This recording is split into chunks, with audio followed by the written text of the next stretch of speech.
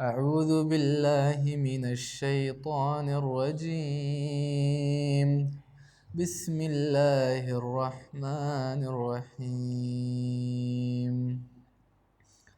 ونفخ في الصور ذلك يوم وعيد. ونفخ في الصور ذلك يوم الوعيد. وجاءت كل نفس معها سائق وشهيد. لقد كنت في غفلة من هذا فكشفنا عنك غطاءك فبصرك اليوم حديد. وقال قرينه هذا ما لدي عتيد. ألقيا في جهنم كل كفار عنيد مناع للخير معتد مريب. الذي جعل مع الله إلها آخر فألقياه في العذاب الشديد. قال قرينه ربنا ما أطغيته ولكن كان في ضلال بعيد. قال لا تختصموا لدي وقد قدمت إليكم بالوعيد. ما يبدل القول لدي وما أنا بظلام للعبيد. يوم نقول لجهنم هل امتلأت وتقول هل من مزيد. وأزلفت الجنة للمتقين غير بعيد. هذا ما توعدون لكل أواب حفيظ.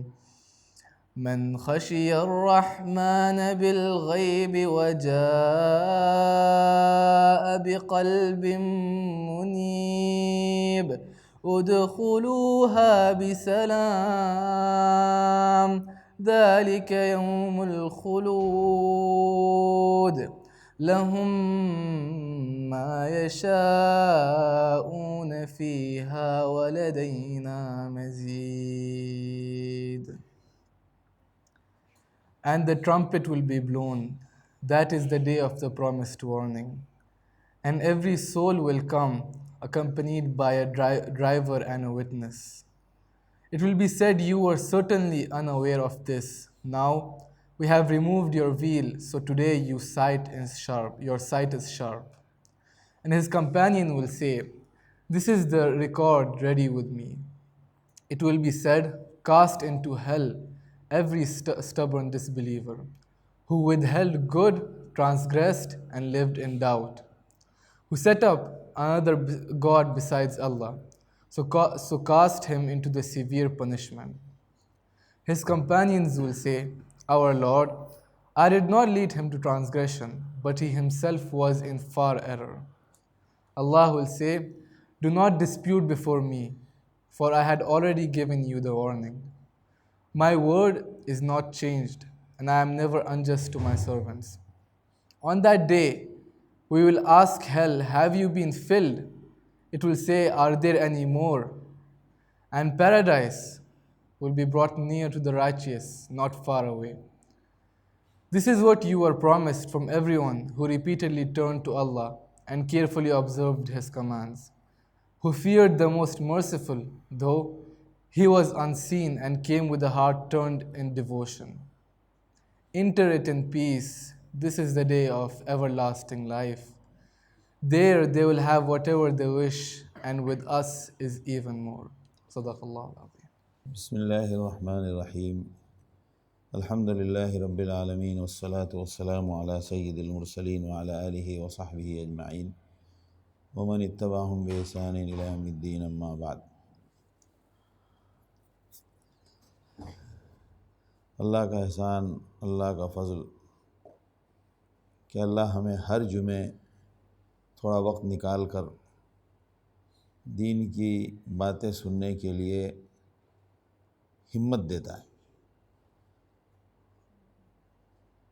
آپ نے دیکھا ہوگا اکثر مسجد سے باہر نکل کے آدمی 10-15 منٹ، آدھا گھنٹہ، 15 منٹ، 5 منٹ، 10 منٹ الگ الگ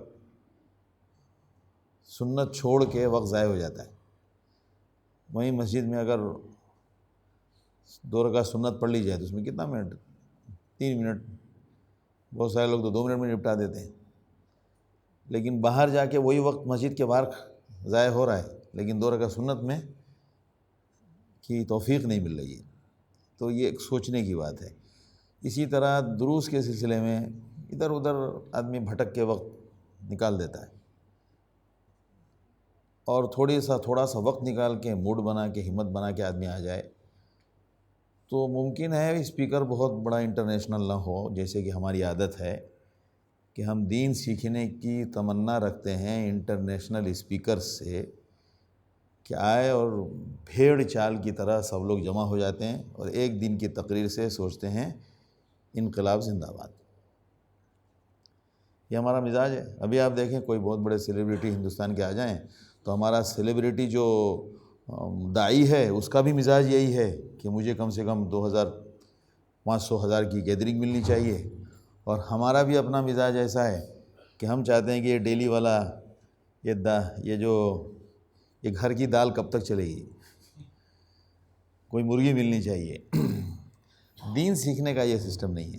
دین آپ کو ایک ترتیب سے سیکھنا پڑے گا، اور جب آپ سیکھنے کے، پابندی کرنے کے عادی ہوں گے تو اللہ تعالیٰ آپ کو اچھے استاذ بھی فراہم کرے گا۔ آپ یقین کریں ہمارے مسلمانوں کو کیا دین معلوم ہے آپ سوچ نہیں سکتے، کچھ معلوم نہیں۔ اور یہ خرابی کہاں سے ہوئی ہے؟ ہندوستان میں جو ایک کلچر اور ثقافت بنی، سالانہ جلسے، اصلاحی معاشرے کے جلسے، اصلاح معاشرہ کے جلسے سے اصلاح ہوتی ہے؟ ایک نمبر فراڈ ہے یہ تو، بیوقوفی والی بات۔ جلسوں سے اصلاح نہیں ہوتی ہے۔ کس نے کہا جلسوں سے اصلاح ہوتی ہے؟ جلسوں سے تو مقرر مشہور ہوتا ہے، جلسوں سے تو مقرر کو ہدیہ ملتا ہے۔ اصلاح تو ہوتی ہے یہاں کوئی بیٹھا ہے، کسی بچے نے بیٹھنے میں بے ادبی کی، اس کو کہا گیا بیٹا ایسا نہیں کرتے، اس کو اصلاح کی، 10 آدمی نے سنا، یہاں سے فرق پڑتا ہے۔ ہفتہ واری یا روزانہ کا جو نظام ہے تربیت کا، اس تربیت سے دنیا بدلتی ہے۔ جہاں بھی دین آیا ہے وہ مقامی محنت سے دین آیا ہے۔ باہر کا مقرر صرف نام کمانے آتا ہے اور مال کمانے آتا ہے، اور ہم بھی ایسے بحیث ہیں کہ ہم بھی اسی کو پسند کرتے ہیں۔ جو لوگ اس کے عادی ہیں ان کی تربیت نہیں ہوتی ہے۔ تربیت ان کی ہوتی ہے جو اپنے آپ کو ہمیشہ تربیت کے ماحول سے جوڑ کے رکھتے ہیں، چاہے جہاں بھی ہو، جس انداز سے بھی تربیت کا ماحول چل رہا ہے، اور واقعی کام کا مزہ، کام کا لطف بھی اسی میں ہے۔ تو اللہ ہفتے میں، کسی کو 2 ہفتے میں، شہر میں بہت جگہوں پر مجلسیں ہوتی ہیں، ان مجلسوں میں شامل ہونے اور شریک ہونے کی ہمت اور جذبہ دیتا ہے اللہ کا بہت بڑا احسان ہے۔ سینکڑوں مسائل ہیں جو لوگوں کو معلوم نہیں، روانی میں بیان ہوتے ہیں، لوگوں کو معلوم پڑ جاتا ہے۔ 10 مسائل ہیں جس کا سوال لوگ پوچھتے ہیں، ہم نے بہت تفصیل سے درس میں بتایا، پتہ چلا رات کو ایک صاحب کا فون آ رہا ہے، مولانا ذرا سا تھوڑی سی کلیریفیکیشن چاہیے، اب جناب دوبارہ ان کو 5 منٹ کی تقریر کر دیجیے۔ یہ بہت ہوتا ہے، میرے پاس تو الحمدللہ ہمارا موبائل بھرا ہوا ہے، اللہ کا شکر ہے، گروپ میں یا انڈیویجول کہیں سے بھی، کہیں دنیا کے کسی بھی ملک سے بہت سارے جاننے والے لوگ ادھر ادھر بکھر گئے ہیں، وہاں سے سوال آتا ہے، اور میری عادت ہے میں چھوٹا جواب نہیں دیتا ہوں، میں ان کو تھوڑا تفصیل سے جواب دیتا ہوں، اصول سمجھاتا ہوں تاکہ وہ ان کو بہت گہرائی سے سمجھ میں آئے۔ اب آج ہی کے بعد دیکھیے، بات بتانے سے بیٹھے گا تو آدمی کو معلوم پڑے گا، شریک ہونے سے۔ آج کے خطبے کا عنوان کیا تھا بتائیے؟ ایک تو مجھے بڑی الجھن ہوتی ہے یہ جو خطبہ لوگ شیئر کرتے ہیں نا، میں اب پابندی لگانے والا ہوں، کسی گروپ میں خطبہ نہیں چاہیے۔ یہ پھوکٹ کی نیکی کمانے کی ضرورت نہیں ہے، کوئی سنتا نہیں ہے لیکن پھینکتا موبائل میں سب ہے، بھیجتے نہیں ہیں، پھینکتے ہیں، انڈیویجول پہ بھیج رہے ہیں خطبہ، پتہ نہیں کون سا، میں اس خطبے کو اردو کا ترجمہ پڑھ کے کیا بتاؤں میں، اب کبھی غصے والی بات ہے کہ نہیں، کس کو بھیج رہے ہو, کہاں بھیج رہے ہو. جو آدمی آپ میں سے اکثر لوگ ایسے ہیں جو تقریباً 75% خطبہ سمجھ لیں گے. ہر آدمی خطبے کا ترجمہ بھیج رہا ہے. ایک عجیب ٹرینڈ سا بنا ہوا ہے. کس کو چاہیے نہیں چاہیے. خطبے سے پہلے خطبہ کیا تماشا ہے یہ. وہ اردو کا ترجمہ کسی کو, آپ یہ بتائیے مجھے خطبے سے پہلے خطبہ سن کے آپ کیا کر رہے ہیں. اگر خطبے کا ترجمہ کسی کو چاہیے تو خطبے کے بعد سنو. خطبے سے پہلے خطبہ کیسے سن رہے ہو, خطبہ کیسے ہو گیا, اس کی تو ساری روح نکال دیا آپ نے. اس کا تو اپنے ٹائم پہ اس کا فائدہ ہے. خطبے کا ترجمہ دنیا میں ہر جگہ خطبے سے پہلے ہوا کرتا ہے یا خطبے کے بعد. آپ کے ہر جگہ بہت سارے ملکوں میں, خاص طور سے ممبئی میں وہ بہت مشہور تھا, وہ عام طور پر تو نہیں لیکن ممبئی کی جو جامع مسجد ہے اس میں خطبے کا ترجمہ ہوتا ہے. خطبہ کا ترجمہ جو ان کو خطبہ کرنا ہوتا تھا وہ پہلے سے اس کا ترجمہ بتاتے تھے یا خطبہ دینے کے بعد نماز کے بعد بتاتے تھے. عجیب مسئلہ ہے. تو بہرحال کیا کہہ رہا تھا میں, بات کہاں چلی گئی. ہاں آج کی بات خطبے کا عنوان, ہاں یہ بتائیے آپ. اب خطبے کا ترجمہ سب بھیج رہے تھے نا. خطبے کا آج کا موضوع کیا تھا. ہاں انہوں نے مطلب ترجمہ وہ سنا پڑھا. اکثر لوگوں نے نہیں سنا, نہیں پتہ نہیں. بہرحال خطبے کا عنوان یہی تھا, کیا, سفر کرنا, زمین میں سفر کرنا یہ عبادت ہے. کیسے عبادت ہے. آپ دبئی جا رہے ہیں, یہ عبادت ہے. آپ دبئی جا رہے ہیں, یہ عبادت ہے. میں گھومنے سوئٹزرلینڈ جا رہا ہوں, یہ عبادت ہے. سفر ہے نا. ہاں تو عبادت کیسے ہوگا. آپ سیرو فلرز پر عمل کر رہے ہیں. خطبے میں بات تھوڑا سا ٹچ دیا تھا لیکن اس کو وضاحت کے ساتھ بتائیں گے تو سمجھ میں آتا ہے. خطبے میں تو تھا لیکن خطبے کو اس انداز سے, خطبے کا ترجمہ یا خطبہ بیان کرنے کے لیے اس کو اس لائن پہ لائیے آپ کہ جو نقطہ وہاں بیان کیا گیا ہے وہ نقطے کو کھولنا پڑے گا. جب تک کھولیں گے نہیں سمجھ میں آئے گا. خطبے میں تو لمسم بتا دیا گیا جو مقصد تھا. تو جمعے کے بعد میں کبھی کبھی کچھ خطبے ایسے ہوتے ہیں جس کی جو ریپیٹ ٹائپ کے ہوتے ہیں تو اس کا ترجمہ نہیں کرتا, ورنہ خلاصہ عموماً ترجمہ میں وہ کرتا ہوں, میرا 20 سال سے معمول ہے. تو آج جب وہ ہمارے جو مصلی ہیں وہاں وہ بہت زیادہ ہائیلی کوالیفائڈ لوگ نہیں ہیں, عام طور سے مقامی سونے کے کاریگر لوگ ہیں, تو ان کا معیار تعلیم بھی تھوڑا سا متوسط قسم کا ہے, کسی کا بہت کم ہے. تو بہرحال خطبے کا اس میں بیان کہ میں نے ہر پروگرام میں اس بات کی ترغیب دیتا ہوں کہ پروگرام میں دینی مجالس میں شریک ہونے کو ترجیح دیں, اس کی عادت ڈالیں. مجالس میں شریک ہونے کی عادت ڈالیں. اس کا فائدہ کیا ہوتا ہے. اب جب میں نے ان کو بیان کیا کہ دیکھو آج کے خطبے کا عنوان تھا سفر عبادت ہے, کیسے عبادت بنتا ہے. آپ زمین میں, اللہ کی زمین میں کہیں بھی ایک قدم بڑھاؤ گے آپ کو خدا یاد آئے گا. کوئی خطہ مجھے ایسے بتا دو جس کو دیکھ کر, یعنی جس میں کوئی خدائی کرشمہ نہ ہو. ابھی آپ گھر کے باہر نکلیں, آپ جہاں پہ گاڑی پارک کر رہے ہیں وہاں پر ریت لگی ہوئی ہے, کہیں پر سنگریزے ہوتے ہیں یعنی پتھریلی زمین ہوتی ہے, کہیں پر مٹی ہے, چکنی مٹی ہے, کہیں پر پانی گرے تو پانی اس کو جذب کر لیتا ہے, کہیں پانی گرے تو پھسلان بن جاتی ہے, کہیں پر ایسی ہے کہ آپ وہاں پر گاڑی چڑھا نہیں سکتے. کہیں بھی دنیا میں چلے جائیں, سمندر کے کسی کنارے پہ چلے جائیں, ہر سمندر کے کنارے کا الگ اٹریکشن ہے, اس کی الگ بیوٹی ہے. کہیں بالکل پہاڑوں سے ٹکرا رہی ہے موجوں کی لہریں, کہیں پر سمندر کی, کہیں پر 200 300 میٹر تک پانی کا بستر, ریت کا بستر ایسا بچھا ہے کہ اس میں پانی آتا ہے تو گھٹنے کے اوپر یا کمر کے اوپر پانی نہیں جاتا ہے. بہت ساری جگہوں پر ایسا ہے. پانی اتنا صاف شفاف. کہاں جانا چاہتے ہیں آپ مجھے بتائیے جہاں پر خدا کی قدرت یاد نہ آئے. یہ کیسے تمہیں پتہ چلے گا, تمہاری عادت کیسے بنے گی. جب تک کہ مجلسوں میں بیٹھو گے نہیں تب تک یہ ذہن کو وہ رخ نہیں ملتا ہے. کیا رخ, کہ جب جہاں جاؤ پہلے تمہیں خدا یاد آنا چاہیے کہ اللہ تیرے کیا تو نے بنایا ہے. پہاڑوں میں چلے جائیں, جس چیز کو دیکھنا ہے ہر جگہ ویرائٹی دیکھیں آپ, تنوع کتنا ہے. پہاڑوں کی شکلیں الگ, پہاڑوں کا ڈیزائن الگ, پہاڑوں کا نیچر الگ, پہاڑوں کی خوبیاں الگ, کہیں پتھر کے, کہیں مٹی کے, کہیں بھسے, کہیں ریت کے. نظام دیکھیں آپ قدرت کا. قرآن نے کہا ہے کہ زمین میں پھرو, یہ دیکھو جہاں جہاں جاؤ تو. قل سیروا فی الارض. اب تم زمین میں اپنے کاروبار کے لیے جاؤ یا پڑھنے کے لیے جاؤ, تمہارا اپنا مقصد سائیڈ میں رکھو. جب جہاں جہاں زمین میں گھومو تو تمہیں پہلے اس طرح, تمہاری توجہ اس طرف ہونی چاہیے کہ اللہ تیری زمین کیا کرشمہ ہے تیری قدرت کا. کہیں بھی چلے جائیں آپ, ابھی چلے جائیں آپ سلالہ. میں نے کہا سلالہ جائیں, آپ کا سلالہ جانا عبادت ہوگا. کب ہوگا؟ جب وہاں جائیں, وہاں جا کے خدا کی قدرت کا مشاہدہ کریں. یا اللہ کیا قدرت ہے تیری. ابھی 20 کلومیٹر پیچھے کچھ اور حال ہے اور یہاں پر کچھ اور حال ہے. کیا بارش کو کس انداز سے برسا رہا ہے, پھوار کی شکل میں دن بھر پانی کے اندر ایسی نمی رہتی ہے کہ طبیعت اچھا بیمار ٹھیک ہو جائے. اور قدرت نے, اللہ نے زمین میں ایسی چیزیں رکھی ہیں کہ آپ کا ذہن بڑھتا ہے. دیکھیں آپ اتنی بڑی بلڈنگیں بنا کے, اتنے بڑے ریڈی میڈ کے کپڑے بنا کے مر رہے ہیں کہاں؟ ویرانوں میں آدھے کپڑے پہن کر. نہیں سمجھے آپ؟ یہ جو ٹورسٹ ہیں یورپ سے آتے ہیں, کتنی بڑی بلڈنگیں بنا کے رکھی ہے, اور سکون حاصل کرنے کے لیے کہاں جاتے ہیں؟ جہاں پر بلڈنگ کی 1 فٹ کی دیوار بھی نظر نہیں آنی چاہیے, صرف نیچر دکھنا چاہیے.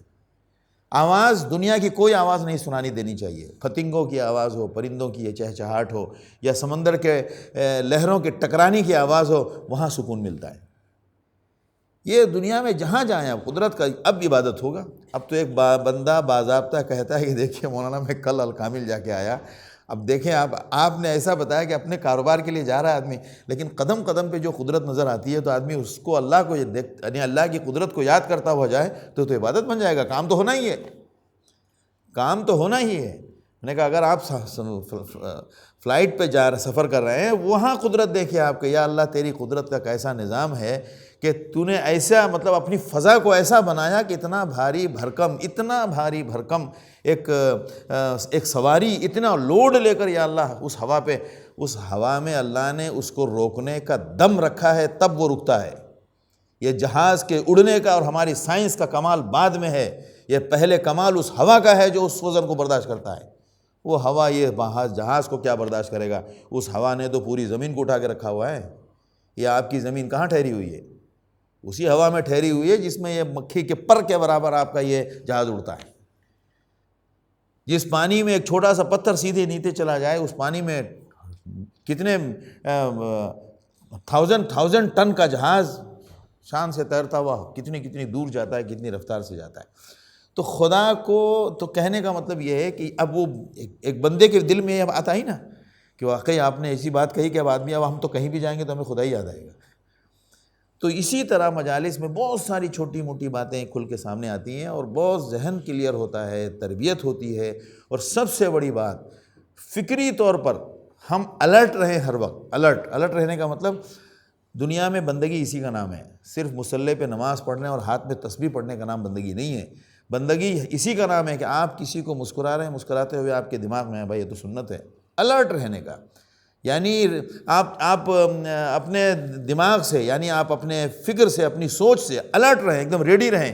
آپ مطلب وہ کیا کہتے ہیں اس کو, جیسے وہ آپ کے موبائل میں ہے نا وہ آٹو ڈاؤن لوڈ, آپ نے کچھ بھی میں کوئی بھی کچھ آیا موبائل میں خود سے ڈاؤن لوڈ ہو جا رہا, آپ کو پتہ بھی نہیں. تو اسی طرح ہمارا بھی وہ ایپ ایک دم فنکشن میں ہونا چاہیے کہ جیسے ہی ہم کوئی چیز دیکھیں تو پہلے خدا یاد آنا چاہیے. دنیا میں کہیں بھی جائیں, مچھی بازار میں جائیں, سبزی بازار میں جائیں, باغ میں جائیں, سمندر میں جائیں, پہاڑوں پہ جائیں, پانی کے اندر جائیں, پانی کے اوپر جائیں, ہوا میں جائیں, کہیں بھی جائیں, آپ کو خدا کی قدرت کے تو کرشمے کی بھرمار ہے, بھرمار. یہ ہے مین چیز. ہم لوگ سمجھتے ہیں یار یہ تو بہت کامن کہانی ہے, یہی مین کہانی ہے, یہی ہماری زندگی کو سب سے زیادہ کامیاب بنائے گی. تو اسی سلسلے میں اللہ تعالیٰ نے ہم لوگ کو اس سے جوڑا, اور اس جوڑنے میں ہم لوگ حضرت ابوبکر صدیق رضی اللہ تعالیٰ عنہ کی زندگی کا تقریباً حال احوال سن چکے ہیں. حضرت ابوبکر صدیق رضی اللہ تعالیٰ عنہ کے بس فضائل پر جو حدیثیں ہیں وہ میں بیان کروں گا آج, اور اس پر ختم ہوگی بات. حضرت ابوبکر صدیق کی پیدائش آپ صلی اللہ علیہ وسلم سے تقریباً 2 سال کچھ مہینے کم و بیش بعد میں ہوئی. آپ صلی اللہ علیہ وسلم کی پیدائش عام الفیل میں ہوئی نا. عام الفیل کا مطلب جس سال قصہ فیل پیش آیا تھا مکے میں, کعبے کو جو ڈھانے آئے تھے ابرہہ کا لشکر, اس سال آپ صلی اللہ علیہ وسلم کی پیدائش ہوئی, اور 2 سال کچھ مہینے بعد حضرت ابوبکر صدیق کی پیدائش ہوئی. یعنی آپ صلی اللہ علیہ وسلم سے تقریباً 2-2.5 سال چھوٹے تھے, لہذا 63 سال کی عمر میں آپ صلی اللہ علیہ وسلم کی بھی وفات ہوئی, اور 63 سال کی عمر میں حضرت ابوبکر صدیق کی بھی وفات ہوئی. اتنے ہی چھوٹے تھے. حضرت ابوبکر صدیق رضی اللہ تعالیٰ عنہ کی 4 بیویاں, 4 شادیاں کی تھیں. انہوں نے 4 شادیاں کی تھیں. سب سے پہلی بیوی ان کی تھی قیلہ یا قتیلہ, 2 نام ہیں, قیلہ یا قتیلہ بنت عبد العزیٰ. یہ ان کی پہلی بیوی تھیں جن سے 2 اولاد ہے، ایک بیٹا ایک بیٹی۔ بیٹے کا نام ہے عبداللہ اور بیٹی کا نام ہے اسماء، یہ مشہور نام ہے نا، ایک عبداللہ ابن ابی بکر اور ایک اسماء بنت ابی بکر جو حضرت عبداللہ ابن زبیر کی بیوی تھیں۔ حضرت اسماء کا قصہ تو بہت مشہور ہے، وہ خاص طور سے غار ثور کی وجہ سے وہاں لے جاتی تھیں، کیا کہتے ہیں کہ کھانا، غار ثور میں کھانا لے جاتی تھی نا، جب ہجرت کے لیے آپ صلی اللہ علیہ وسلم نے جب غار ثور میں قیام کیا تھا، یہ سب پلان بنا ہوا تھا، یہ سب پلانڈ تھا کہ ہم یہاں سے نکلیں گے، غار ثور میں جائیں گے، وہاں ٹھہریں گے، وہاں آپ کو دن میں مطلب بچی کھانا لائے گی اور بچہ جو ہے پوری خبر، غلام جو ہے پوری خبر لا کے دے گا۔ حضرت عامر ابن فہرہ بکریاں چراتے چراتے بہانے سے وہاں لے جائیں گے، تو اس میں تو یہ پوری پلاننگ تھی، تو اس میں حضرت اسماء وہی بیٹی حضرت ابوبکر کی۔ تو حضرت غار ثور کے سارے خادم حضرت ابوبکر کی فیملی کے تھے، بیٹی حضرت اسماء، غلام عامر ابن فہرہ اور بیٹا عبداللہ ابن ابی بکر، اور ساتھ میں ابو بکر۔ غار ثور کی پوری کہانی آپ صلی اللہ علیہ وسلم کے بعد فیملی آف ابو بکر رضی اللہ تعالی عنہ، کیسی سعادت کی گھڑی اور کیسا زبردست سفر اور کیسا یاد رکھا جانے والا موقع حضرت ابو بکر صدیق رضی اللہ تعالیٰ عنہ کے لیے۔ ان کی زندگی میں ایمان لانے کے بعد سب سے قیمتی جو موقع اور جو سب سے قیمتی جو گھڑیاں تھیں وہ اس سفر کی تھی، اور باقی حضرت ابوبکر صدیق کے لیے بڑی سعادت کی بات تھی۔ تو حضرت اسماء اور حضرت عبداللہ، یہ جو بیوی تھی قیلہ یا قتیلہ، دونوں ناموں میں ذکر ہے، کسی نے قیلہ لکھا ہے کسی نے قتیلہ، یہ اسلام آپ صلی اللہ علیہ وسلم کی نبوت سے پہلے ہی حضرت ابوبکر صدیق سے ان کی طلاق ہو گئی تھی۔ اس کے بعد حضرت ابوبکر صدیق رضی اللہ تعالیٰ عنہ کی شادی ہوئی حضرت ام رومان سے، ام رومان بنت عامر، ان سے 2 اولاد ہوئی، حضرت عائشہ اور حضرت عبد الرحمن، حضرت عائشہ اور حضرت عبد الرحمن۔ پہلی والی بیوی سے اسماء اور عبداللہ، اس سے طلاق ہو گئی آپ صلی اللہ علیہ وسلم کی نبوت سے پہلے، یعنی دور جاہلیت میں۔ اس کے بعد شادی ہوئی حضرت ام رومان سے، جن سے صاحبزادی ہوئی حضرت عائشہ۔ حضرت عائشہ کی پیدائش نبوت کے بعد کی ہے، آپ صلی اللہ علیہ وسلم کے نبی بننے کے بعد، اور حضرت عبد الرحمن ابن ابی بکر کی پیدائش نبوت سے پہلے کی ہے، آپ صلی اللہ علیہ وسلم کے نبی بننے سے پہلے ہی ان کی پیدائش ہو چکی تھی۔ تو یہ ہو گئیں 2 بیویاں۔ حضرت ام رومان آپ صلی اللہ علیہ وسلم حضرت ابوبکر صدیق کی زوجیت میں رہیں، اور ان کا انتقال ہوا ہے مدینے میں صلح حدیبیہ سے پہلے یا بعد، سن 6 میں ان کا انتقال مدینے میں ہوا ہے۔ حضرت ابوبکر صدیق رضی اللہ تعالیٰ عنہ نے مدینے میں ایک اور شادی کی، ان کا نام تھا حضرت خارجہ بنت حبیب بن زید، حضرت حبیبہ بن خارجہ بن زید، حضرت حبیبہ، ان کا نام حبیبہ تھا۔ وہ شادی ہوئی ہے مدینے میں۔ حضرت ام رومان کا انتقال ہو گیا، پھر آپ حضرت ابوبکر صدیق نے تیسری شادی کی ہے حضرت اسماء بنت عمیس سے۔ حضرت اسماء بنت عمیس حضرت جعفر ابن ابی طالب کی بیوی تھیں۔ حضرت جعفر ابن ابی طالب کی شہادت ہوئی غزوہ موتہ میں، جہاں پر 3 سردار مارے گئے، حضرت زید ابن حارثہ، حضرت عبداللہ ابن رواحہ، اور پھر سب سے اخیر میں حضرت جعفر ابن ابی طالب، اور پھر چوتھے امیر تھے حضرت خالد ابن ولید، جن کے اوپر وہ جنگ فتح ہوئی۔ اس جنگ کے یہ 3 امیر مارے گئے، اس میں سے جو تیسرے امیر تھے حضرت جعفر ابن ابی طالب، حضرت علی رضی اللہ تعالیٰ عنہ کے بھائی، ان کی اہلیہ تھیں حضرت اسماء بنت عمیس۔ وہ جب شہید ہو گئے تو ان کے عدت کے بعد پھر حضرت اسماء بنت عمیس سے حضرت ابوبکر صدیق رضی اللہ تعالیٰ عنہ نے شادی کی۔ تو حضرت حبیبہ بنت خارجہ وہ بھی زوجیت میں تھیں، حضرت اسماء بھی تھیں۔ حضرت بار خارجہ نام آ رہا ہے، حبیبہ، حضرت حبیبہ سے حضرت آپ صلی اللہ علیہ وسلم حضرت ابوبکر صدیق رضی اللہ تعالیٰ عنہ کی ایک اولاد ہوئی جس کا نام تھا ام کلثوم۔ یہ اس کی پیدائش ہوئی ہے حضرت ابوبکر کی وفات کے 6 مہینے کے بعد. حضرت ابوبکر کی وفات کے 6 مہینے کے بعد ایک بیٹا ہوا جس کا نام تھا محمد ابن ابی بکر. اب بیٹے کتنے ہو گئے؟ 3. سب سے پہلے عبداللہ پہلی بیوی سے، دوسری بیوی سے عبد الرحمن، اور تیسری بیوی سے محمد، جس کی ولادت ہوئی ہے حضرت ابوبکر صدیق کے وفات کے بعد. یہی محمد ابن ابی بکر ہیں جو حضرت عثمان رضی اللہ تعالیٰ عنہ کے ساتھ جو واقعہ پیش آیا شہادت والا، وہ جو چند لوگ تھے اس میں سے ایک یہ بھی تھے. اس پہ کومنٹ ہمارا کچھ نہیں ہے، میں وہ یاد بتا رہا ہوں تاکہ یاد رہے کہ محمد ابن ابی بکر جو عام ذکر آتا ہے عام طور سے، اس گھر میں جب شہید ہوئے اور اس گھر میں جو لوگ چند لوگ داخل ہوئے تھے ان میں سے ایک محمد ابن ابی بکر یہ بھی تھے، جن کی پیدائش حضرت ابوبکر کے وفات کے 3 یا 6 مہینے کے بعد ہوئی. حضرت اسماء بنت امیس سے شادی سب سے آخر میں ہوئی ہے. تو اب 2 بیویاں تھیں، حضرت اسماء اور حضرت حبیبہ. حضرت اسماء سے بیٹا ہوا، حضرت اسماء سے بیٹی ہوئی جس کا نام حضرت اسماء نے کلثوم رکھا. حضرت اسماء نہیں، حضرت محمد اسماء بنت امیس کے بیٹے تھے. حضرت خارجہ سے جو بیٹی ہوئی ہے وہ حبیبہ سے ہوئی ہے. حضرت حبیبہ سے جو بیٹی ہوئی ہے وہ وفات کے بعد ہوئی ہے. جو حضرت اسماء سے جو بیٹے ہوئے ہیں ان کا نام محمد تھا. ان کے وفات کے بعد جو پیدائش ہوئی ہے وہ کلثوم ہے. ان کا نام حضرت عائشہ نے کلثوم رکھا جو وفات کے بعد ہوئی تھی 6 مہینے کے بعد. الٹا ہو گیا. حضرت محمد یہ جو کیا کہتے ہیں کہ حضرت محمد یعنی یہ جو محمد تھے ابوبکر صدیق رضی اللہ تعالیٰ عنہ کے صاحبزادے، ان کی ولادت کب ہوئی ہے؟ آپ تعجب کریں گے. یہ لوگ حجۃ الوداع میں جب سب جا رہے ہیں تو ابوبکر صدیق رضی اللہ تعالیٰ عنہ بھی گئے. حضرت ابوبکر صدیق کے ساتھ ان کی زوجہ حضرت اسماء بنت امیس بھی گئی. تو مدینے سے 13 کلومیٹر دوری پر ہے ذوالحلیفہ. حضرت اسماء بنت امیس کے یہاں محمد کی ولادت ہوئی ہے ذوالحلیفہ میں، حجۃ الوداع کے سفر میں. حجۃ الوداع کے لیے نکلے ہیں اور ذوالحلیفہ میں جہاں احرام باندھنا ہے وہاں یہ محمد پیدا ہوئے، حضرت ابوبکر صدیق کے بیٹے. اسی لیے حضرت اسماء بنت امیس کو کہا جاتا ہے المحمدین. حضرت اسماء کے پہلے شوہر سے جو بیٹا تھا اس کا نام بھی محمد ہے اور پھر اس بیٹے کا نام بھی محمد ہے، اسی لیے ان کا لقب ہے المحمدین.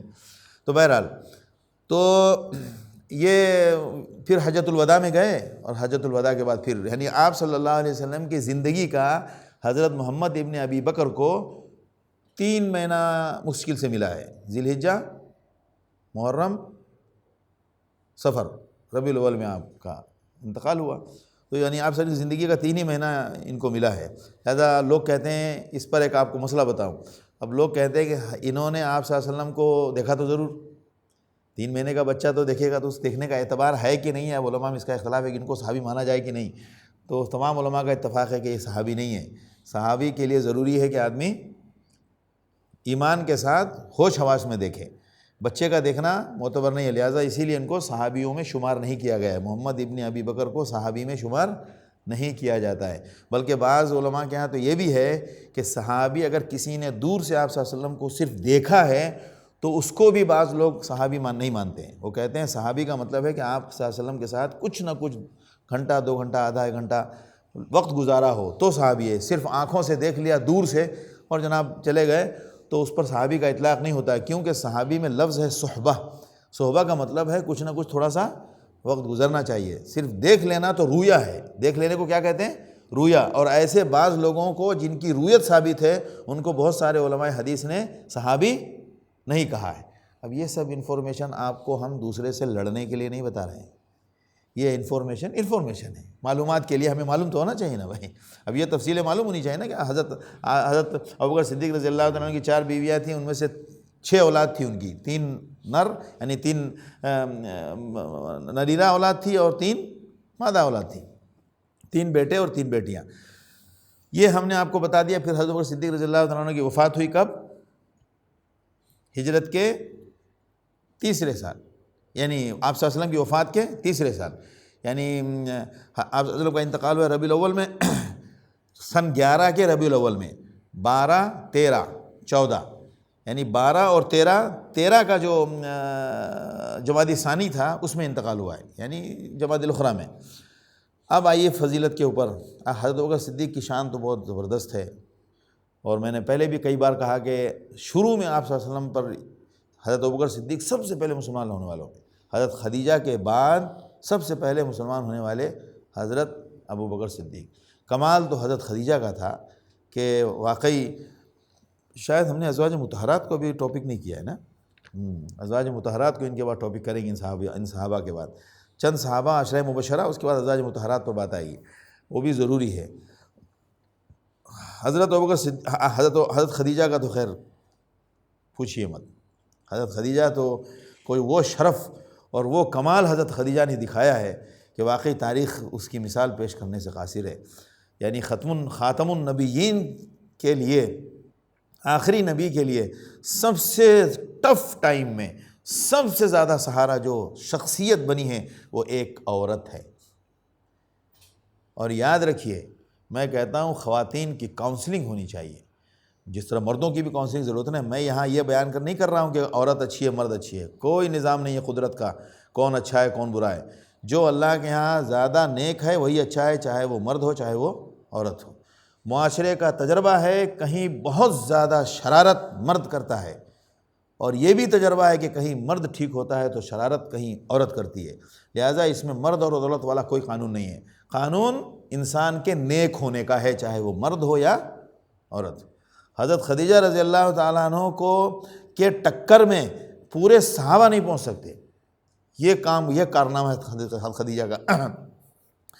حضرت ابوبکر صدیق تو خیر دنیا گھومتے تھے، بہرحال ان کی شان امت کا اتفاق ہے، لیکن ہم موازنہ نہیں کر سکتے، ہمیں کوئی شوق نہیں ہے موازنہ کرنے کا کہ حضرت ابوبکر حضرت خدیجہ میں موازنہ کریں، لیکن اوورآل ہم جو بتا رہے ہیں، ایک خاتون ہو کر حضرت خدیجہ رضی اللہ تعالیٰ عنہ کا جو کمال ہے وہ آپ بس یعنی خدا کی شان ہی سمجھ سکتے ہیں کہ خدا کی شان۔ کہیں دنیا نہیں گھومے، لیکن غار حرا سے اترنے کے بعد جو رسپانس حضرت خدیجہ نے دیا ہے، بڑے بڑے عقل مند اور بڑے بڑے دانشوروں کے بس کی بات نہیں، لیکن اللہ نے ان کو اتنا شعور دیا تھا۔ آپ صلی اللہ علیہ وسلم جو گھبرائے تھے اس زمانے میں آپ صلی اللہ علیہ وسلم کو جو الجھن ہوتی تھی، اس الجھن کو حضرت خدیجہ نے جو ڈیل کیا ہے وہ کمال کی بات ہے۔ اسی لیے ہم عورتوں کو یہ بتائیں گے، مطلب معلوم ہونا چاہیے کہ جو خواتین دین کے کام میں اپنے شوہر کی معاون ہوں گی تو آپ سمجھ لیجئے کہ وہ حضرت خدیجہ کے صف کی خاتون ہیں۔ یہ جذبات، یہ کپڑوں کی بے ریل، یہ زیوروں کا شوق، عمارت، تعمیر، بچوں کی پڑھائی اور زمین جائیداد، اس مسئلے کو لے کر جو خواتین شوہر سے لڑتی ہیں وہ شوہر کے کام میں رکاوٹ بنتی ہیں اور شوہر کی معاون ثابت نہیں ہو سکتی۔ زیادہ تر گھروں میں اگر ہم باپ جھگڑا دیکھیں عورتوں کا، کیا ہوتا ہے؟ فلاں کے پاس اتنا زیور ہے، بس وہ ایک ٹینشن بن گئی، فلاں نے ایسا کپڑا خرید لیا، فلاں کا بیٹا امریکہ چلا گیا پڑھنے، ہمارا بچہ ادھر ہی پڑھا ہے۔ مقدر کا معاملہ ہے، کوئی کہاں پڑھے، سب کو اللہ خوش رکھے، اور کس کے مقدر میں رزق کا کیا فیصلہ ہے وہ اللہ جانتا ہے۔ اچھا عجیب بات ہے، آپ یہ بتائیے، ابھی ہم آپ سب اس دور کو ہمارے نظر کے سامنے کہیں دور نہیں گئے، ابھی 40 سال 50 سال کے اندر سب بڑی بڑی ڈگریاں ہوئی ہیں اور بڑی بڑی تعلیم کا فیشن بنا ہے۔ آپ یہ بتائیے، اس وقت جتنے لوگ بڑی بڑی کمپنیوں میں مینیجر یا فلاں رہے، ان کے اپنے ابا کیا تھے؟ سب ڈی جی تھے، سب ڈی آئی جی تھے، سب ڈی ایس پی تھے۔ بھائی کتنے بڑے بڑے پوسٹ پر ابھی لوگ ہیں جن کے والد صاحب سادہ انسان تھے۔ بعض تو ایسے تھے کہ انہوں نے تعلیم کے لیے اپنے بچوں کے لیے بہت کچھ کیا بھی نہیں، لیکن بچے ایسے ہوئے کہ کوئی بہت بڑی کمپنی کا فاؤنڈر بن گیا، کوئی بہت بڑے فرم کا فاؤنڈر بن گیا، کوئی بہت بڑی انڈسٹری کا آنر بن گیا۔ کچھ تعلیم نہیں ہے، اتنے بڑے بڑے کام کر رہے ہیں ماشاءاللہ کہ 10 انجینئر ان کے پاس کام کر رہے ہیں۔ سوچ ہماری بہت اچھی ہونی چاہیے۔ پڑھائی کی ہم مخالفت نہیں کر رہے ہیں، لیکن مقدر کے ساتھ پڑھائی کو کبھی مت جوڑیے۔ آپ پڑھیے، دنیا کی آخری تعلیم پڑھیے، لیکن مقدر میں آپ کے کیا لکھا ہے وہ وہی لکھا ہے جو ملا وہی ملے گا جو آپ کے لکھا ہے، یہ یاد رکھیے۔ اب بعض لوگ تعلیم کے چکر میں ایک دوسرے کو حقیر سمجھتے ہیں، اور پھر یہ آپ دیکھیں نا، اب اس وقت زیادہ تر لوگ، آپ کو تعجب ہوگا کتنے لوگ ہاسپٹل چلا رہے ہیں جناب، خود ان کو جو ہے کیا کہتے ہیں کہ میڈیکل کا ABCD نہیں معلوم۔ کتنے لوگ یونیورسٹی چلا رہے ہیں، خود جو ہے معمولی پڑھے لکھے ہیں۔ ایسے لوگوں کو جانتے کہ نہیں جانتے آپ؟ کتنے لوگ ایسے ہیں؟ ابھی تو ہمارے پاس 2-4 دن پہلے پتہ نہیں کس کا آیا، وہ کتنے ایران میں نام ٹھیک سے نہیں لکھ سکتا ہے، ایران کا بھی ایک بندہ نام ٹھیک سے نہیں لکھ سکتا ہے، 800 اسکول چلاتا ہے پورے ایران میں۔ یعنی چھوٹے بڑے ملا کے نام ٹھیک سے نہیں لکھ سکتا ہے. تو یہ مطلب کوئی یہ سمجھے گا کہ میں یہ کر لوں گا تو ہو جاؤں گا. اچھا اب دیکھیں آگے کی بات. باپ صاحب نے اپنی ساری کمائی جھونک دی بچوں کو پڑھانے میں. بچہ بہت بڑی ڈگری لے کر آیا. بچہ ڈگری لے کر آیا پھر بھی کمائی باپ ہی کی زیادہ ہے. یہ سب مثالیں ہیں کہ نہیں آپ نے سامنے؟ یہ میں اس لیے نہیں بتا رہا ہوں کہ تعلیم کی ہم ڈیویلیشن کر رہے ہیں، نہیں. تعلیم کا اپنا کام ہے، اس کی اپنی حقیقت ہے، اس کا اپنا ایک کام ہے، وہ ٹھیک ہے، اس کو آپ جتنا پڑھ سکے. اور آج کے دور میں تو خیر تعلیم ہماری بہت بڑی ضرورت ہے. تو ہماری خواتین اپنے بچوں کی تعلیم کے لیے شوہروں سے لڑتی ہے. آج میرا ٹاپک یہ نہیں ہے کہ میں شوہر اور بیوی کا مقابلہ کرا رہا ہوں تو اس میں شوہر کو میڈل دینا ہے، ہرگز نہیں. میں نے پہلے ہی کلیئر کر دیا، چونکہ یہ پہلے انسان تجربہ نہیں ہوتا ہے. بہت ساری باتیں نا کتابوں سے نہیں سمجھ میں آتی ہے، اپنے حالات سمجھاتے ہیں. اس لیے ہم نے ابھی وہ مقابلہ عورتوں میں مرد افضل ہے کہ عورت، یہ قانون ہمارے یہاں ختم ہو گیا. اب عورت اور مرد میں کوئی افضل نہیں ہے. عورت کے ساتھ عورت، کہیں عورت افضل ہے کہیں مرد افضل ہے. جس کا ڈاٹا اچھا ہے وہ افضل ہے، وہ چاہے مرد ہو چاہے عورت ہو، یاد رکھیں یہ. لیکن یہاں پر حضرت خدیجہ کی نسبت سے بات آئی کہ حضرت خدیجہ رضی اللہ تعالیٰ عنہ، یعنی جو خواتین خیر کے کام میں جتنا زیادہ اپنے شوہر کا ساتھ دیں گی اور شوہر کو پریشان نہ کرنا، میں کہتا ہوں ہر ایک کو حضرت خدیجہ کی مثال سامنے رکھنی چاہیے. تو شوہر میاں کو بھی بتایا جائے گا نا کہ پھر آپ کا مشن بھی محمد والا ہونا چاہیے نا. آپ تو جناب ٹن ہو رہے ہیں اور بیوی خدیجہ چاہیے. کہتے ہیں شراب پئیں، فلم دیکھیں، کھانا کریں، یہ کریں، سب کچھ کریں، ساری شرارتیں کریں، اور موت کہاں ہونی چاہیے؟ مدینے میں. یہ ہمارا حال ہے. تو بیوی تو خدیجہ چاہیے اور ہم جو ہے مسٹر ٹن رہے ہیں. تو ہمارا مشن بھی تو محمد والا ہونا چاہیے. لیکن دونوں طرف سے، یہ دونوں طرف سے سمجھنے کی بات ہے. اور خاص طور سے جن گھروں میں، جن گھرانوں میں اللہ تعالیٰ نے انسانیت اور دین کی خدمت مقدر کی ہے، ان کو میسر کی ہے، تو گھر کے ہر فرد کو اس میں معاون بننا چاہیے. خدا کی قسم یہ ان کے لیے اتنا بڑا شرف اور اتنی عزت کی بات ہوگی، اور تا قیامت یاد رکھیں گے کہ اللہ نے ہم سے زندگی میں کیا کام کرایا.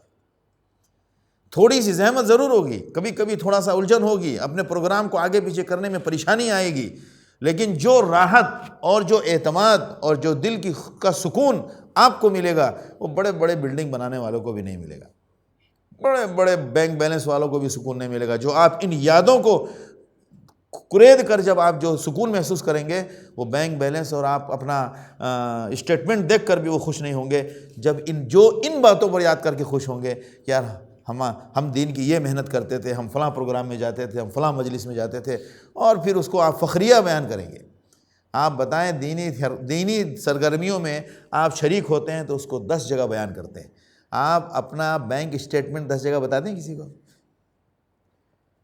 آپ کو معلوم ہے کہ میں بینک اسٹیٹمنٹ بناؤں گا تو آپ کو ہی ٹینشن شروع ہو جائے گی. لیکن آپ بتائیں گے کہ میں دینی سلسلے میں یہاں جاتا ہوں، میں یہ کرتا ہوں، الحمدللہ اللہ مجھے وہ موقع دیتا ہے، یہ موقع دیتا ہے. آپ کو خود بیان کرنے کے بعد بھی خوشی محسوس ہوگی کہ یار یہ بیان کرنے کی بات ہے.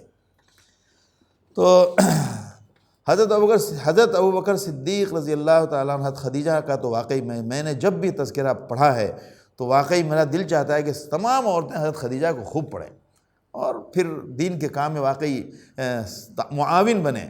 اور ضرورت تو ہے اس کی ہمیں، آپ کو سب کو.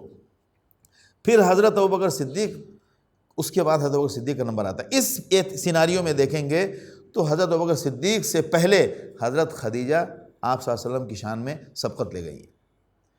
ایمان لانے میں حضرت ابوبکر صدیق، اور بے شک اس کے بعد حضرت ابوبکر صدیق کا کارنامہ تو ساری دنیا جان رہی ہے کہ تمام علماء، ساری دنیا کے علماء کا اتفاق روز اول سے لے کے آج تک اور قیامت تک رہے گا کہ انبیاء کے بعد، یعنی تمام انبیاء کے بعد عام انسانوں میں سب سے بڑا اور سب سے علم اور ایمان کے اعتبار سے سب سے بڑا مقام ابوبکر صدیق رضی اللہ تعالیٰ عنہ کا ہے. بدنصیبی ہے اس میں ہمارے شیعہ حضرات کی، جو اس معاملے میں وہ اپنی فکری غلطی کے شکار ہیں. ہمارے لوگ اس کے مد مقابل ان کے خلاف کفر کا فتویٰ دیتے ہیں. یہ اس کے ایک غلطی کے مقابلے میں دوسری غلطی ہے. ابوبکر صدیق کی حقیقت سمجھانے کے لیے کفر کا فتویٰ مت دیجیے، آپ ان کو ابوبکر صدیق کے کارنامے یاد دلائیے، آپ ان کو ابوبکر صدیق کی شان بتائیے. اس کے بعد اگر کوئی نہیں مانتا ہے تو ہمیں کافر کہنے کی کیا ضرورت ہے؟ ہمیں اس کے خلاف گمراہی کی مجلس سجانے کی کیا ضرورت ہے؟ جب اللہ کو دنیا میں ایک بڑی تعداد ہے جو خدا کے لیے غلط جملے، غلط بات، غلط الفاظ استعمال کرتے ہیں، خدا کے انکار پر اللہ ان کو غرق نہیں کر رہا ہے، تو ابوبکر کے فضیلت یا ان کی اہمیت اور ان کی قدر کو کوئی نہ مانے تو پھر اللہ سمجھے گا۔ اس میں تو کوئی شک نہیں کہ جو ابوبکر جو نبی کا بہت چہیتا ہو تو وہ خدا کا بھی چہیتا ہوگا، کیونکہ نبی کی سلیکشن کبھی بھی غلط نہیں ہو سکتی، کیونکہ نبی کے تو ہر معاملے میں خدا کی تائید ہوتی ہے نا۔ تو خدا کی، اور ظاہر سی بات ہے ابوبکر صدیق کے ساتھ وہ محبت جو ہے آپ صلی اللہ علیہ وسلم کی، وہ اس میں بالکل اللہ کی طرف سے یعنی خدائی اختیار شامل ہے اس میں۔ تو آپ صلی اللہ علیہ وسلم نے فرمایا، حدیث ہے، سب سے زیادہ احادیث، اچھا دیکھیں انہوں نے 3 باب، یہ بخاری ہے، 3 باب قائم کیے انہوں نے۔ پہلا باب شروع کیا ہے مناقب صحابہ سے، اوور آل صحابہ کی منقبت، بعد میں مہاجرین کی منقبت، پھر اس کے بعد حضرت ابوبکر کا نمبر لائے ہیں۔ یعنی ان کا جو حضرت ان کا جو ترتیب ہے نا حضرت امام بخاری کی، اتنی ٹیکنیکل ہے کہ آپ سوچ نہیں سکتے، ایک دم ہائیلی ٹیکنیکل، یعنی اتنا مرتب کتاب بخاری سے پہلے روئے زمین پر کوئی کتاب نہیں لکھی گئی اس ترتیب سے، جس ترتیب سے انہوں نے لکھا ہے۔ یعنی جو ٹیکنیکلی اکیڈمیکلی جو کتاب لکھنے کا جو سسٹم ہوتا ہے اس لیول پر، بلکہ یہ کہیے کہ آج تک کسی کے بس میں نہیں ہے جس انداز سے انہوں نے کتاب لکھی ہے، اس زمانے میں جب کہ کتابوں کے لکھنے کا اتنا رواج عام نہیں تھا۔ تو پہلے دیکھیں آپ اوور آل صحابہ کی فضیلت کی حدیثیں ذکر کی ہے، دوسرے نمبر پر مہاجرین کی، پھر ان میں سے حضرت ابوبکر صدیق سے شروع کیا ہے، انڈیویجول بعد میں لائے ہیں، گروپ پہلے لائے ہیں۔ گروپ میں سب سے پہلے فرسٹ گروپنگ میں جو سپر گروپ کس کو بنایا ہے؟ صحابہ کو۔ پھر اس گروپ کا جو ذیلی گروپ ہے یعنی سب گروپ، اس گروپ میں سب سے افضل گروپ کس کا ہے؟ مہاجرین کا۔ اس مہاجرین میں آپ انڈیویجول پر آ رہے ہیں، اس سب گروپ میں اب انڈیویجول میں جو ہے حضرت ابوبکر صدیق کا سب سے اونچا مقام ہے۔ تو اور اچھا، ان تینوں جگہوں پر حدیثیں جو لائے ہیں وہ حضرت ابوبکر ہی والی لائے ہیں۔ صحابہ کا بھی ذکر آنا ہے تو وہاں پر بھی ابوبکر والی حدیث ہے، مہاجرین کا ذکر آنا ہے تو وہاں پر بھی ابوبکر کی صدیق کی حدیث ہے۔ یعنی اس انتخاب سے بتایا نہیں چاہ رہا ہے کہ صحابہ کے حساب سے بھی جاؤ، مہاجرین کے حساب سے بھی جاؤ، اور انڈیویجول لیول پر بھی جاؤ، ابوبکر کے ٹکر کا کوئی نہیں ہے۔ دیکھا آپ نے ٹیکنیک، کیا زبردست ٹیکنیک ہے۔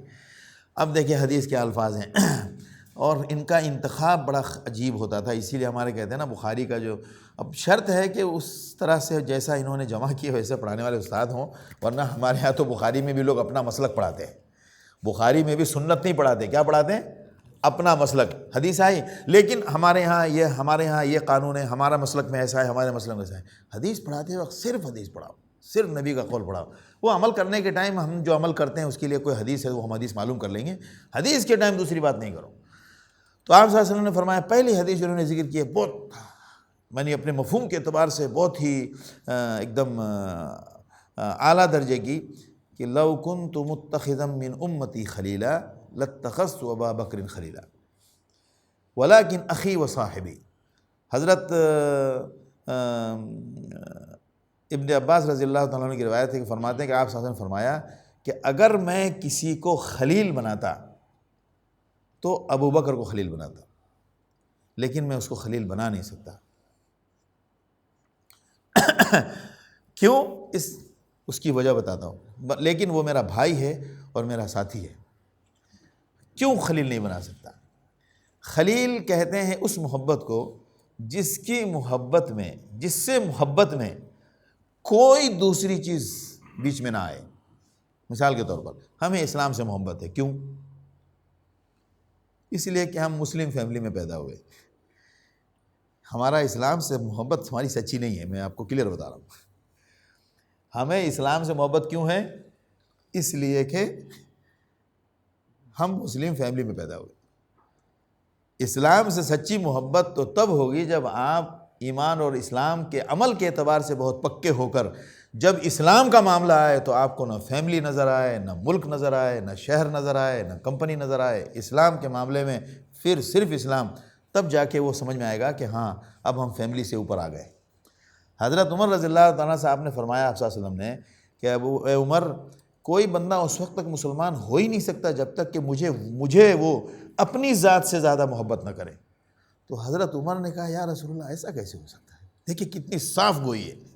حضرت عمر نے کہا اپنی جان سے زیادہ محبت کیسے ہوگی؟ وہ تو اب جیسے میری موت کا معاملہ آئے گا، اگر مرنے کی بات آئی تو ظاہر سی بات ہے، اگر جیسے ہم ہیں اور آپ ہیں اور جان بچانے کا معاملہ ہوا تو میں فوراً اپنی جان بچاؤں گا. تو آپ صاحب فرمایا نہیں ہوگا، ناٹ ڈن. اگر ایسا نہیں ہے تو پھر ایمان پورا نہیں ہوا. حضرت ابوبکر صدیق حضرت عمر کا ہاتھ پکڑے ہوئے تھے آپ صلی اللہ علیہ وسلم. وہ روایت میں ڈھونڈ رہا ہوں، میری نظر سے گزرے، میں نے بیان کئی بار کیا، وہ جو ذکر چل رہا تھا لیکن مجھے روایت مل نہیں رہی، لیکن ہے بہرحال موجود. تو حضرت ابوبکر صدیق رضی اللہ، حضرت عمر رضی اللہ عنہ نے فرمایا کہ یا رسول اللہ، تو آپ نے فرمایا نہیں عمر، اس وقت تک نہیں ہو سکتا جب تک کہ اپنی ذات سے زیادہ مجھ سے وہ محبت نہ کرے. یعنی میری محبت اس کی اپنی ذات کے اوپر محبت پر غالب آنی چاہیے. مطلب میرا اپنا کوئی بھی ایشو آئے، کوئی بھی بات آئے، کوئی بھی ول آئے، کوئی بھی مسئلہ آئے، کوئی بھی خیال آئے، جب آپ صلی اللہ علیہ وسلم کی بات آئے تو وہ پیچھے ہٹ جانا چاہیے. تو جب دوبارہ تیبارہ آپ صلی اللہ علیہ وسلم نے کہا تو حضرت عمر نے کہا یا رسول اللہ اب وہ کیفیت میں محسوس کر رہا ہوں. کیونکہ اب سمجھا رہے ہیں نا، تو ایک بار میں نہیں سمجھ میں آئی تو دوسری بار میں نے کہا ہاں یہ تو بات صحیح ہے. اور پھر وہ لوگ صحابی تھے، انہوں نے کہا یا رسول اللہ اب یہ بات ہوئی. تو کہنے کی بات یہ ہے کہ خلیل کسے کہتے ہیں؟ جس کی محبت میں فیملی میں مجھے اللہ سے اس لیے محبت ہے کہ میری فیملی اللہ سے محبت کرتی ہے. بہت ساری جگہوں پر ایسا معاملہ ہے نا. اب جیسے آپ صلی اللہ علیہ وسلم کے ساتھ محبت کا جو ہمارے یہاں ڈھونگ چلتا ہے، زیادہ تر لوگوں میں حب رسول اور عشق رسول، یہ سب ڈرامہ ہے. سچی محبت تو 2 منٹ میں کلیئر ہو جائے گی، اتنا سچی محبت ہے. خلیل کسے کہتے ہیں؟ حضرت ابراہیم علیہ السلام کا لقب تھا خلیل اللہ. حضرت ابراہیم کی اللہ سے محبت میں نہ بیٹا کبھی سامنے آیا، نہ بیوی کبھی سامنے آئی، نہ اپنا گاؤں سامنے آیا، نہ اپنا باپ سامنے آیا، کوئی سامنے نہیں آیا. خدا کا معاملہ ہے سب سائڈ کرو. اللہ کی ذات کا معاملہ ہے اپنے آپ کو بھی سائڈ کرو. آگ میں جانا ہے خدا کے نام پر، چھوڑو، میں جلوں، میں مروں، کچھ بھی ہو میں جاؤں گا. اپنے آپ کو بھی سامنے نہیں رکھا. محبت خلت اس کو کہتے ہیں جس میں کسی قسم کی کوئی رکاوٹ نہ آئے.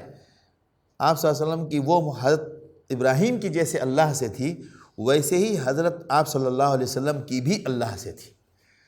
بولا میں ابو بکر کے ساتھ اس درجے کی محبت تو نہیں کر سکتا جو میں خدا کے ساتھ کرتا ہوں، لیکن اگر اس درجے کی محبت کا میری زندگی میں کوئی بندہ حقدار ہے تو وہ ابو بکر ہے.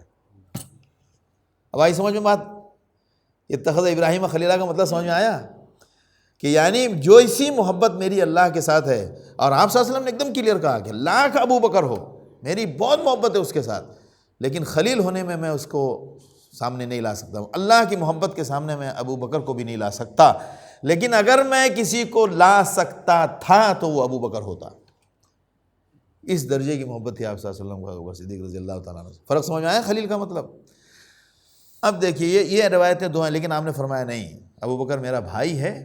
یہی ولیکن اخوۃ الاسلام، جس طرح اب ایک نبی آخر الزماں ایک صحابی کو کہے بھائی، یعنی آپ نے حضرت ابوبکر صدیق کو آخری درجے کا مقام دے دیا. انسانوں میں آخری درجے کا مقام اپنی طرف سے حضرت ابوبکر کو دیا، لیکن میرا سچا ساتھی ابو بکر ہے. یہ حدیث انہوں نے 3 جگہ ذکر کی ہے، 3 بار 3 سندوں سے ذکر کی ہے. اس کے بعد پھر ایک روایت ہے کہ ایک قالت اتت امرأۃ النبی صلی اللہ علیہ وسلم، ایک خاتون آپ صلی اللہ علیہ وسلم کے پاس آئیں، فامرها ان ترجع الیہ، تو آپ صلی اللہ علیہ وسلم نے فرمایا کہ دوبارہ آ جانا. تو انہوں نے کہا کہ ارأیت ان جئت ولم اجد، کہ کیا آپ فرمائیے اگر مان لیے میں دوبارہ آؤں گی اور آپ نہیں رہے تو کأنہا تقول الموت، یعنی اس کا مقصد یہ تھا کہ مان لیجئے زندگی موت کا بھروسہ نہیں ہے، آپ صلی اللہ علیہ وسلم اگر آپ زندہ نہ رہے تو. اب دیکھیں پر ادب سیکھنے کی بات، حدیث واقعی حدیث کا بھی ایک درس ہونا چاہیے، لیکن کتنے درس کیے جائیں. حدیث سے بہت کچھ سیکھنے کی چیزیں ہوتی ہیں. آپ دیکھیے ایک خاتون آپ صلی اللہ علیہ وسلم سے کہہ رہی ہیں کہ مان لیجئے آپ اگر حیات سے ہی نہ رہے تو ہمارے حضرت صاحب ناراض ہو جائیں گے نہیں ہو جائیں گے؟ میری موت کی بات کر رہا ہے. یعنی ہمارے ہاں ادب کے خلاف سمجھا جاتا ہے. ایک خاتون بنداس کہہ رہے ہیں کہ مان لیجئے آپ اگر بحیات نہ رہے تو آپ صلی اللہ علیہ وسلم نے اس کو ایک ذرا بھی مائنڈ نہیں کیا، اور کیا فرمایا کہ ان لم تجدینی، اگر مان لو میں حیات سے نہیں رہا تو ابو بکر تو ہوں گے انشاءاللہ. تو اگر میں نہیں رہا، اچھا یعنی اپنے بعد آپ سیکوینس میں امت میں سے جس کو پیش کرتے تھے تو اس میں سب سے پہلے نام ابو بکر کا آتا. اب دیکھیے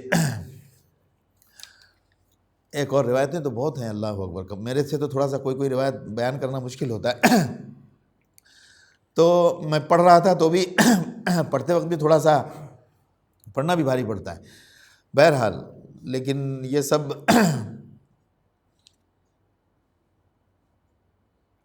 حضرت ابو درداء رضی اللہ عنہ فرماتے ہیں کہ میں نبی کریم صلی اللہ علیہ وسلم کے پاس بیٹھا ہوا تھا، اخلاق دیکھیں، یعنی حضرت ایمان بھی بہت اعلیٰ اور علم بھی بہت پختہ، اور اخلاق کا کیا کہنا، یعنی یہ سیکھنے کی چیزیں ہیں واقعی۔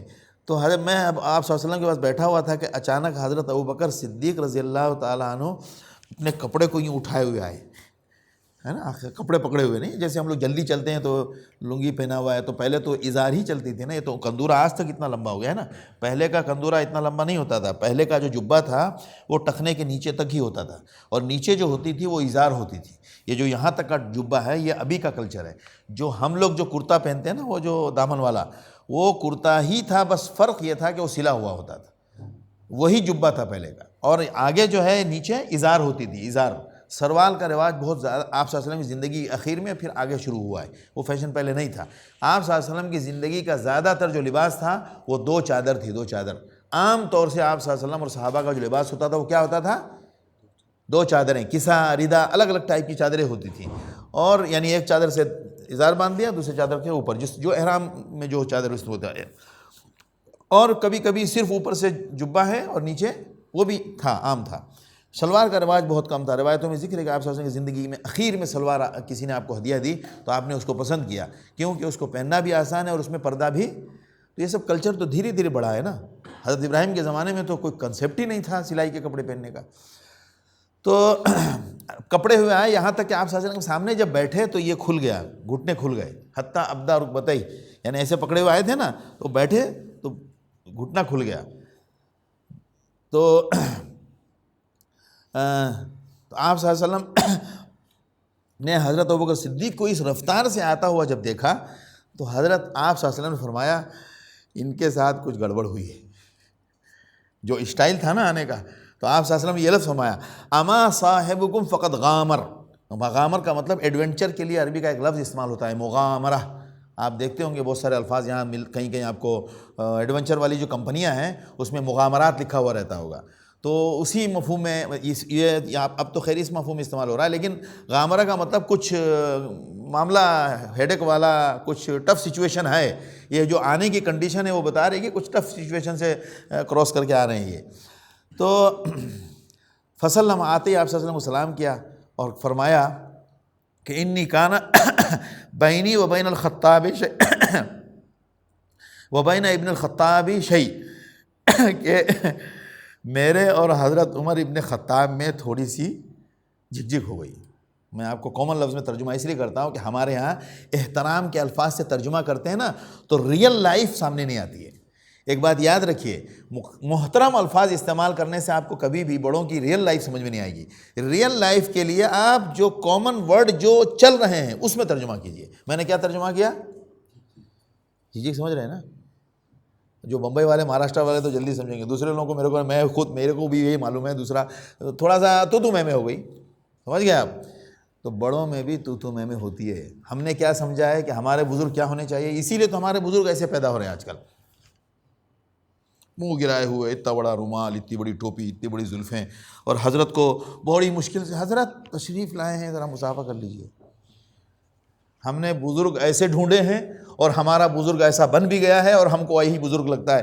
اب یہ منی صابر صاحب اور فلاں صاحب یہ سب تھوڑی بزرگ لگتے ہیں، اور آپ کو معلوم ہونا چاہیے بڑے بڑے بزرگوں سے بڑے بزرگ ہیں یہ لوگ، الحمدللہ۔ ہماری تربیت غلط ہوئی ہے، ہمیں جو کنسیپٹ دیا گیا ہے نا وہ بہت واہیات کنسیپٹ دیا گیا ہے۔ ریئل لائف میں، ریئل لائف گزارنے کے اندر جو ریئل سچویشن ہے وہ سامنے ہونی چاہیے۔ آپ صلی اللہ علیہ وسلم کی زندگی بھی ایک دم اسی طرح ٹرانسپیرنٹ تھی۔ آپ صلی اللہ علیہ وسلم کبھی بھی اس طرح بند حجرے میں آپ صلی اللہ علیہ وسلم صحابہ نے زیادہ ملاقات نہیں کی ہے۔ زیادہ تر آپ کی ملاقات کہاں ہوئی ہے؟ مسجد میں یا باہر؟ تو جھک ہوتی تھی، لیکن جھک ہونے کے بعد جھک نہیں کرنا چاہیے۔ جھک ہونے کے بعد فیل ہونا چاہیے کہ یار یہ نہیں ہونا چاہیے۔ حضرت ابو بکر بھاگتے ہوئے آپ صلی اللہ علیہ وسلم کی خدمت میں آئے اور فرمایا فاسرعت الیہ ثم ندمت،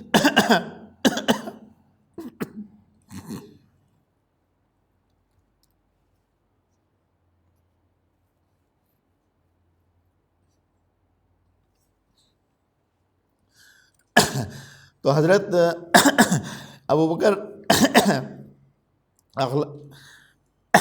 اخلاق کا کمال ہے. اللہ اکبر، اللہ اکبر. تو کہتے ہیں تھوڑی جھک ہو گئی تو حضرت ابو بکر فرما رہے کہ میں بہت جلدی سے عمر کے پاس گیا اور میں نے ندامت ظاہر کی. اندازہ لگائیں، ابو بکر صدیق ہے، وہ کہہ رہے ہیں کہ تھوڑی سی ہماری اس میں تو میں ہو گئی تو میں بھاگ کے گیا اس سے معافی مانگنے. فَأَسْرَعْتُ إِلَيْهِ ثُمَّ نَدِمْتُ فَسَأَلْتُهُ أَنْ يَغْفِرَ لِي، اور میں نے اس سے درخواست کی کہ بھائی معاف کر دے.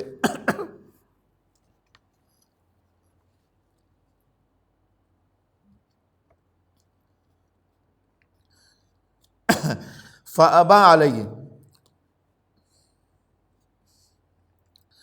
تو عمر مجھے معاف نہیں کر رہا ہے.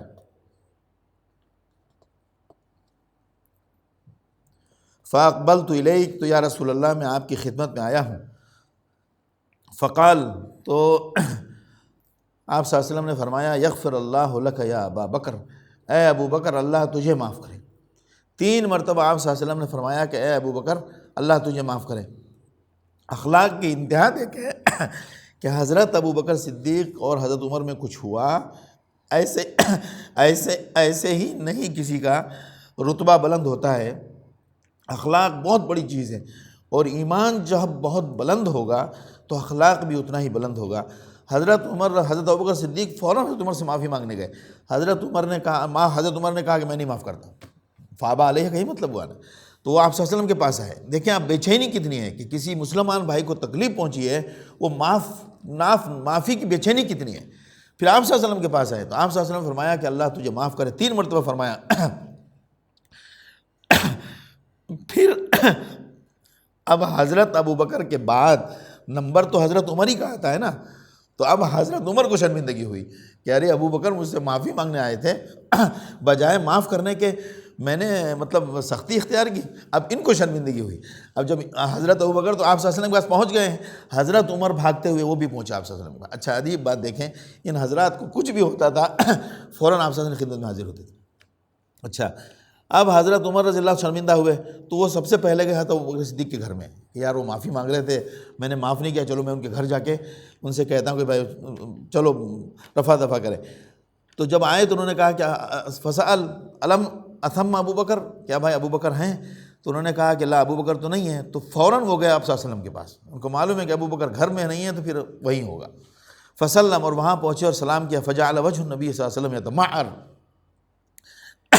آپ صلی اللہ علیہ وسلم کے چہرے پہ ناراضگی کا اثر ایک دم صاف تھا.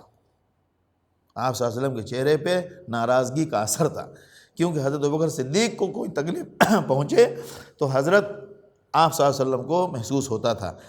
حتی اشفق ابو بکر، حضرت ابو بکر کو ڈر لگ گیا کہ اس ناراضگی میں آپ صلی اللہ علیہ وسلم حضرت عمر کو کچھ بول نہ دیں. دیکھیں اخلاق کا کمال دیکھیں. فجزا علی رکبتیہ، حضرت ابو بکر اپنے دونوں گھٹنوں پہ آپ صلی اللہ علیہ وسلم کے سامنے کھڑے ہوئے اور کہا یا رسول اللہ، یا رسول اللہ انا کنت ازلم، غلطی میری تھی. حضرت ابو بکر کو حضرت عمر کو بچانے کے لیے حضرت ابو بکر کہہ رہے کہ یا رسول اللہ غلطی میری تھی. سبحان اللہ. 2 مرتبہ کہا یا رسول اللہ، حضرت عمر کی غلطی نہیں تھی، میری غلطی تھی. مرتين. فقال النبی صلی اللہ علیہ وسلم، پھر حضرت ابو بکر آپ صلی اللہ علیہ وسلم نے سمجھ گئے اور حضرت عمر سے کچھ نہیں کہا. اور پھر آپ صلی اللہ علیہ وسلم نے کہا ان اللہ، پھر آپ نے بتایا کہ ابو بکر کے ساتھ کیا رشتہ ہے، ابو بکر کی شان کیا ہے. آپ نے بجائے ڈانٹنے کے، دیکھیں یہ ہوتا ہے طریقہ تربیت کا، اور اسے کہتے ہیں مربی رحمت. آپ صلی اللہ علیہ وسلم کی شان ہی واقعی تھی. پھر آپ نے فرمایا کہ ان اللہ بعثنی الیکم، تم کو معلوم ہے کہ مجھے اللہ نے مبعوث جب کیا، فقلتم، تو تم نے کہا کذبت، تم جھوٹے ہو. اور ابو بکر نے کہا صدق، محمد سچا ہے. دنیا مجھے جھوٹا کہہ رہی تھی اور ابو بکر مجھے سچا کہہ رہا تھا. وَبَاسَانِي بِنَفْسِهِ وَمَالِهِ، اور اپنے جان اور اپنے مال کو میرے اوپر قربان کر دیا، اپنے جان اور مال دونوں لٹا دیا میرے اوپر. یہ ہے ابو بکر کی شان. فَهَلْ أَنْتُمْ تَارِكُو لِي، تو کیا میرے دوست اور میرے ساتھی کو تم میرے لیے چھوڑ دو گے؟ یعنی تم میرے ساتھی کے ساتھ ایسا معاملہ کرو گے؟ کیا تم میرے ساتھی کے ساتھ خدا نہ خواستہ اگر میں نہیں رہا تو کیا میرے ساتھی کے ساتھ تمہارا برتاؤ ٹھیک نہیں ہوگا؟ یعنی اس سے اندازہ لگائیں، اب بخاری نے اس روایت کو اس کے بعد ذکر کیا، اس سے اندازہ لگائیں کہ اس حدیث میں کیا کیا باتیں ہیں. اور خیر اس میں تو اخلاق کی بات بھی آئی کہ دیکھیں حضرت ابوبکر صدیق کو ندامت ہوئی، آپ صلی اللہ علیہ وسلم کے پاس حضرت عمر کے پاس معافی مانگنے گئے، پھر حضرت عمر کو ندامت ہوئی، وہ آپ سے حضرت ابوبکر کے پاس خدمت میں حاضر ہوئے. اخلاقیات دیکھیں آپ. یہ بڑوں میں یہ سب ہونا کوئی بری بات نہیں ہے، لیکن جو کام سیکھنے کی وہ یہ کہ انہوں نے اس کے بعد کیا کیا، فوراً معافی مانگنے آئے. اور اگر ایک نے معاف نہیں کیا تو ناراض نہیں ہونا چاہیے کہ کیسا بدبخت ہے معاف نہیں کیا. حضرت ابوبکر صدیق معافی کو حاصل کرنے کے لیے دوسرے اٹیمپٹ میں گئے، پہلے اٹیمپٹ ان کے ساتھ کیا، جب وہاں سکسیس نہیں ہوئے تو آپ صلی اللہ علیہ وسلم خدمت میں گئے، جب وہاں گئے اتنی دیر میں حضرت عمر کو محسوس ہوا. اب دیکھیں آپ، یعنی ہم ایک دو بار میں معافی نہیں مانگتا تو اللہ تعالیٰ ہمیں بھی اخلاق نصیب فرمائے. اصل میں ان حدیثوں میں یہی ان حدیثوں کا نور اور برکت ہے کہ ہم اگر ان حدیثوں کو بہت تفصیل سے سنیں سمجھیں تو واقعی دل کے اوپر ایسا نقش ہو جائے، ایسے اخلاق ہمارے پکے ہو جائیں کہ ان اخلاق کو ہم دنیا کی کسی دوسری کتاب میں حاصل نہیں کر سکتے. سبحان اللہ و بحمدہ، سبحانک اللہم و بحمدک، ونشہد ان لا الہ الا انت نستغفرک و نتوب الیک. سبحان ربک رب العزۃ عما یصفون وسلام علی المرسلین والحمد للہ رب العالمین.